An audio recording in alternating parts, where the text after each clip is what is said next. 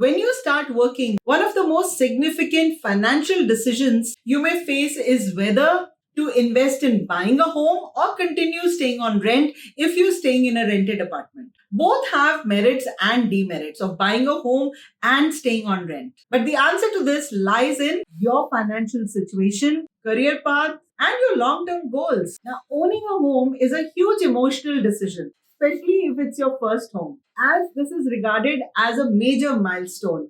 I still remember that when I bought my first home, a lot of my relatives, my friends, they felt very proud of me कि अब तूने एक घर बना लिया है अपना. You've bought your first home, sir पे छत है. Although मतलब सर पे छत तो हमेशा से थी ना. मतलब we were staying in an apartment only. But when you land up buying a home, the way people start looking at you is very different. People start looking at you with a lot of respect, that you become a very responsible person. You started planning for your future. The Indian real estate market has witnessed a significant growth in the recent years, driven by factors like the economy, urbanization, rising disposable incomes, personal goals of people. So it's very natural to face this dilemma that should I continue staying on rent, or it's time for me to now invest in a home or buy a home for myself. In today's episode, let's look at the pros and cons of buying and renting an apartment. And towards the end of my video, I'm going to share with you where is it the right time for you to buy an apartment. And I'm going to share with you some tips that you can consider if you are thinking of buying an apartment for yourself. So stay with me till the end of the video. Hello everyone, welcome back to my channel. This is Sonia, your host and companion on Thinking Out Loud Thursdays. If you like the content that I post on my channel, then please do subscribe and of course turn on your notification bell, as every Thursday I bring new episodes. Grab your cups of coffee and let's start today's episode. Let's look at renting of an apartment first. What are the pros? What are the cons? Now, when you are renting an apartment, the first thing that comes to our mind is flexibility, right? Early on, when we are starting our career, we want that flexibility because we are trying different things at work. We want to maybe change industries, we want to change cities, or maybe we want to go to a different country altogether for work, right? We don't want to get bogged down, or we don't want to get tied down to a particular city, a particular company in a particular role, right? So we want to try different things.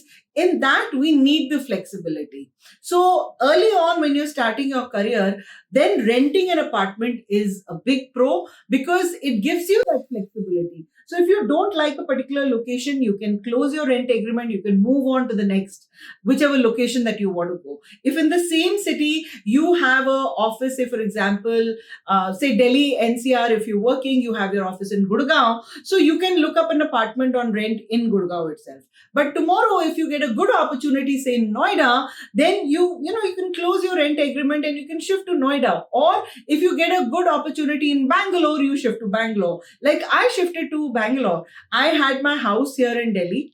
At that time, I had already bought my house, but with the thing of investment also, I bought that house. But it was very easy. I put it out on rent, and then slowly I was looking out whether I want to sell that house or not. So, or for that matter, you shifting to Bangalore or you're shifting to Mumbai, then you get a lot of flexibility that you really don't have to look for putting up your house on rent if you've already bought that apartment, as that becomes a little bit of hassle. So, it gives you a lot of flexibility if you're staying on rent, because max what you need to do is you need to give 1 month notice, because your rental agreements carry that, whether they give you 15 days of notice or you need to give 30 days of notice. There are some rent agreements where you need to give even a little more, like 45 to 60 days of notice as well.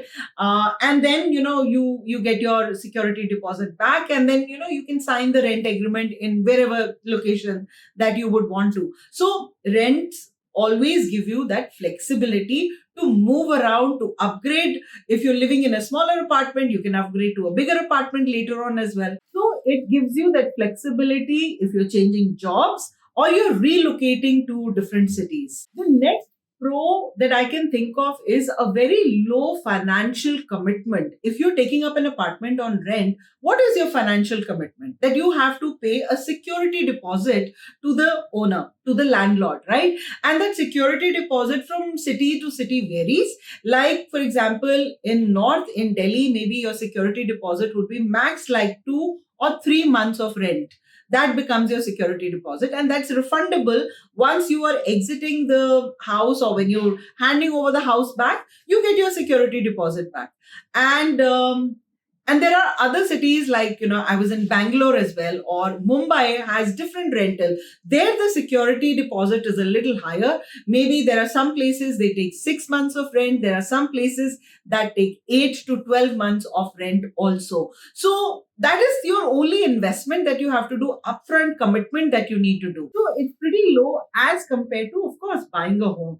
There you need to make down payment, then you have to take a loan if you don't have that money, and that EMI that you have to keep paying. So that adds on that financial burden on you early on in your career, right? So initially, you don't want too much of your liabilities on your shoulders. Then, if you're staying on rent, it takes care of your maintenance hassles also. Like if you're staying in somebody else's apartment, of course, you take care of the daily upkeep and taking care of the house. But say if there is a major plumbing issue, there is seepage, the house has to be repainted after a couple of years, all that is taken care by the owner. You really don't get to spend too much on the major maintenance charges that come along. Another pro that I can think of is that you are potentially very low monthly costs, because you don't have to pay property taxes, you don't have to pay any insurance, any monthly maintenance to the society wherever that you're living, because nowadays all your rental agreements, whatever rent that you're paying, it includes the maintenance.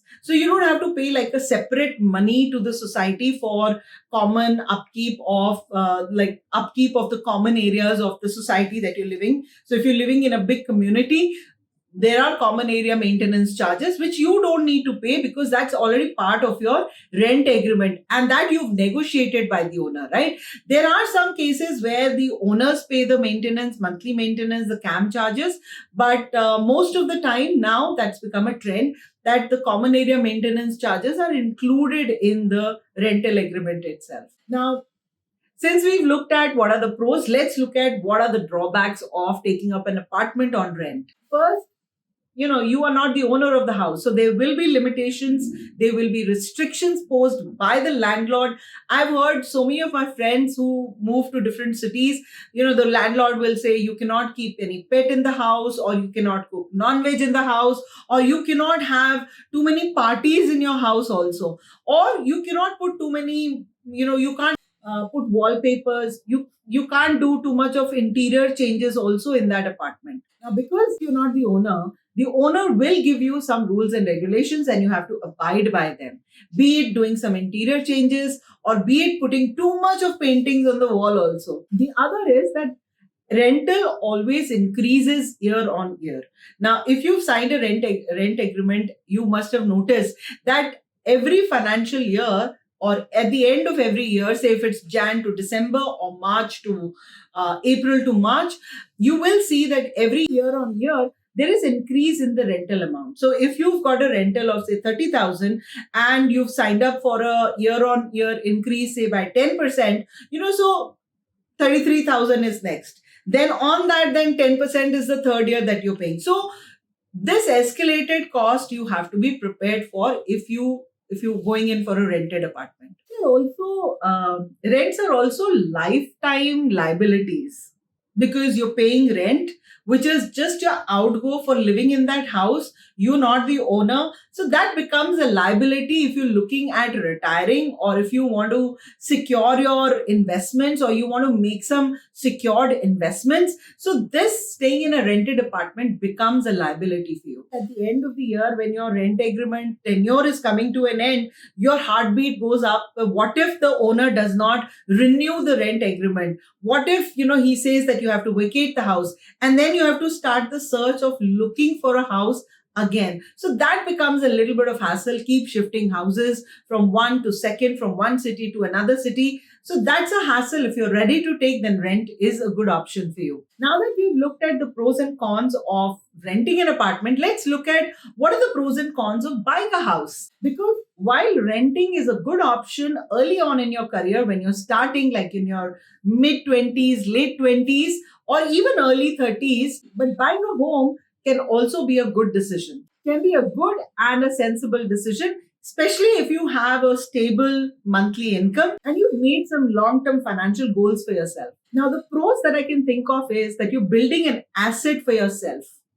You're building equity when you're buying a home for yourself. Because when you are investing in buying a home, you're actually reaping the benefits of that investment that you're making in form of appreciation of that property after a couple of years. So every 5 to 7 years, you will see that your property has appreciated remarkably. And if you really want to maybe sell that property and buy a maybe a bigger home, then that is a very wise decision to actually buy a home for yourself. Of course, the appreciation is dependent on a lot of factors, but I think year on year, the trend is that property appreciates depending on which location that you're buying about 5 to 10%, 5 to 8%. You do see appreciation year on year. Then you also get tax benefits when you're buying a home, both on the interest that you're paying and on the principal amount. So under Section 24, you get up to 2 lakhs of tax benefit, and under Section 80C, you get 1.5 lakh of benefit on the principal amount. So if you're a salaried employee or you've just started your venture, they help you in your income tax, because you have to show some savings, you get some benefits, rebates on that. So this helps to reduce a little bit of your financial burden. The major pro that I look at is there's a sense of ownership that you get. This sense of pride. You feel very proud that, yes, I've bought a house. I've bought a home for myself. I still remember when I bought my first home, I was like on top of the world. I was feeling very proud.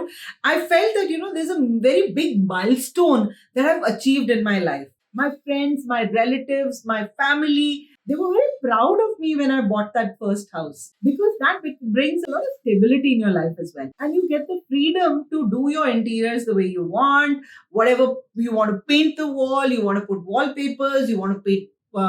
You want to put some paintings, you want to change the flooring. So there's a lot of flexibility in terms of what is the choice that you or how you want to do up your house. Now, while there are some pros, there are some cons while buying a home as well. So first is high upfront cost. When you're buying a home, you need to make some down payment, right?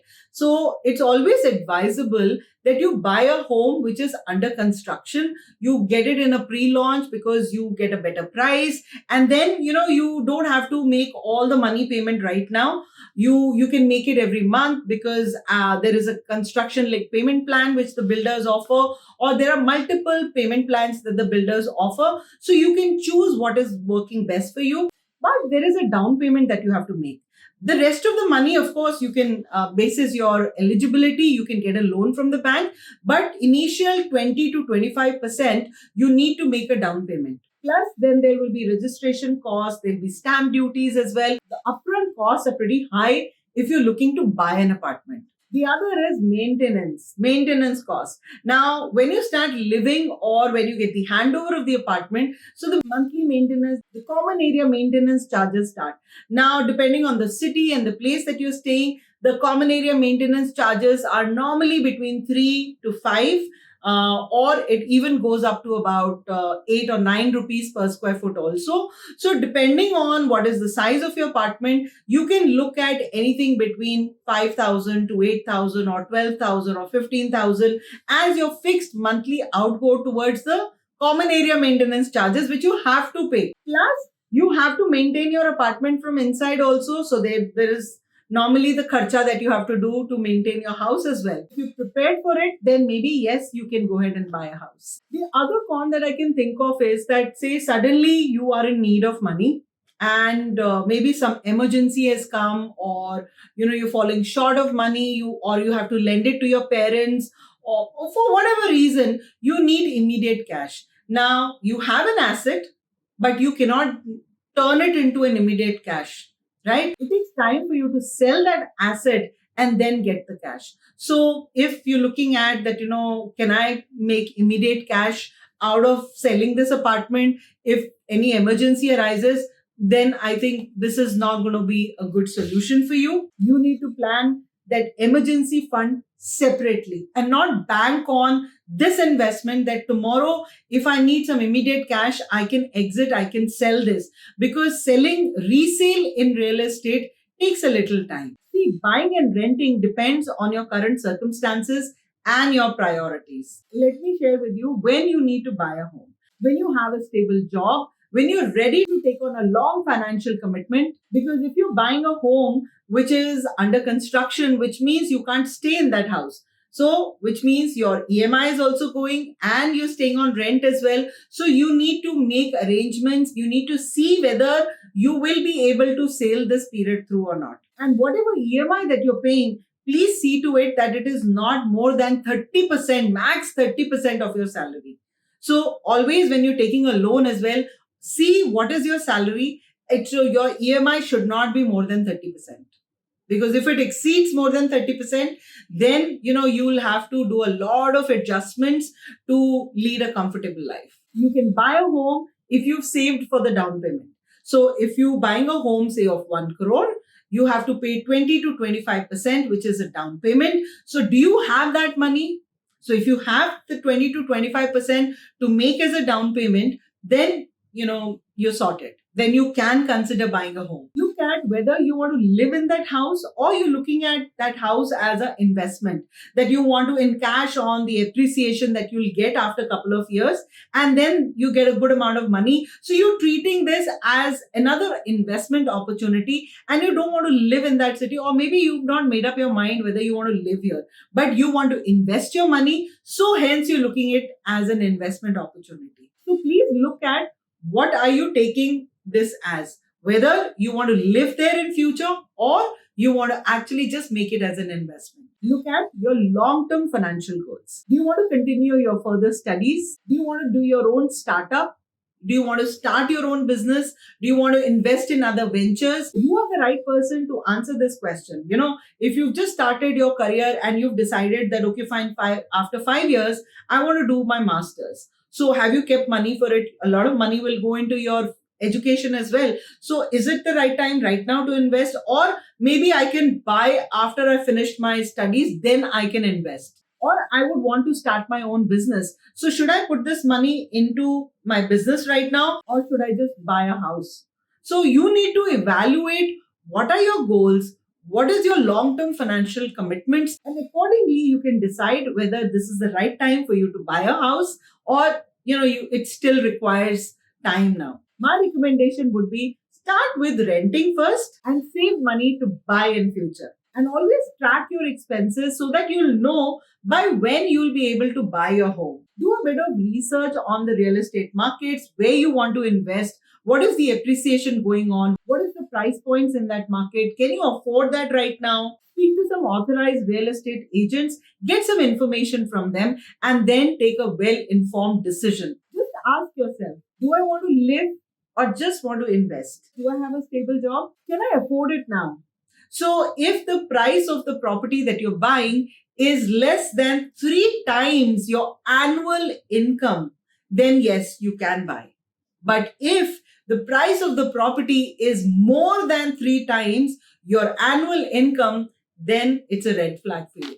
Then you really need to consider, think through, bring your finances in order, and then take that decision. Can you make the down payment of 20 to 25%, which is required? Do you have savings with you of that?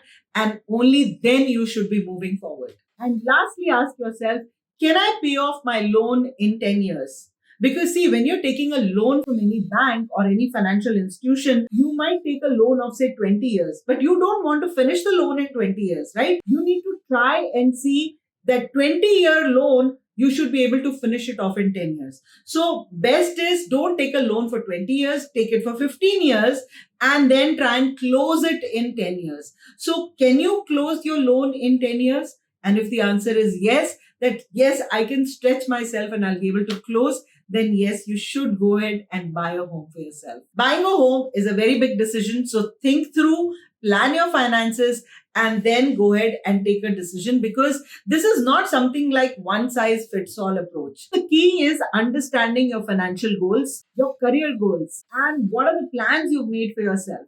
Save and make informed choices. With that, we come to the end of our episode. I really hope that you found value in this episode. And if there's anything else that you would like to add or share, please do leave a comment for me. But before you go, please hit the subscribe button if you've still not done so. And I'm going to see you in my next episode. Have a great day, everyone. Bye-bye.